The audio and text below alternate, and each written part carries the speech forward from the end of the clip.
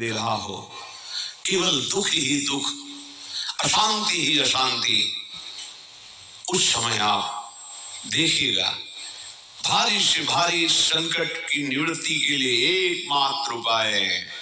यदि आप भजन नहीं करते तो आप दिमाग में लिख लीजिए, चाहे अपनी नित्य डायरी में लिख लीजिए। आप एक बात पर विश्वास कर लीजिए कि आपको कोई भी सुखी नहीं कर सकता। यदि आपको कोई सुखी कर सकता है तो आप हैं। बिल्कुल घनीभूत अर्थात ठोस बात है, इसे समझ लेना।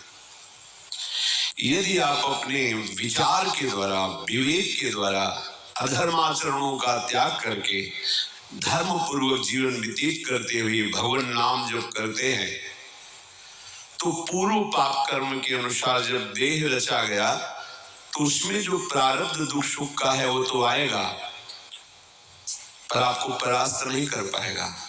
और आगे आपके लिए महासुख है जो दुख और सुख दोनों से परे है।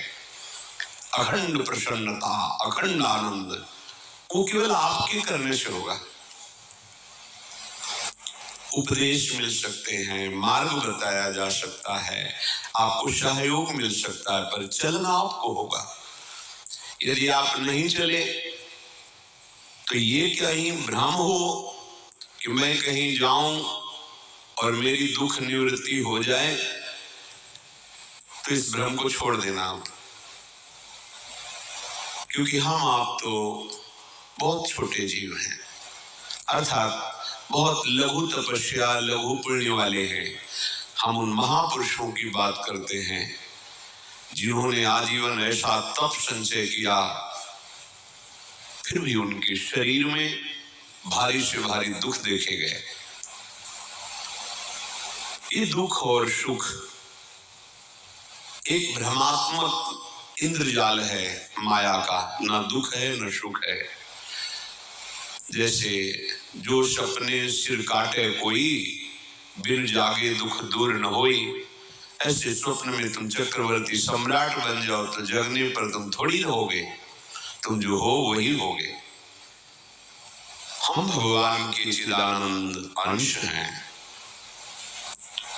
ये भूलकर हम अपने कोई स्त्री पुरुष, अच्छा बुरा, धनी निर्धन, दुखी सुखी आदि बहुत सा प्रपंच है, इसे हम अपने दिमाग में बैठा लिया है।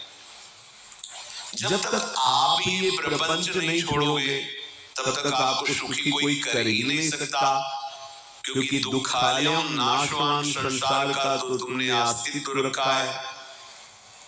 अगर ये किसी के दूर करने से होता तो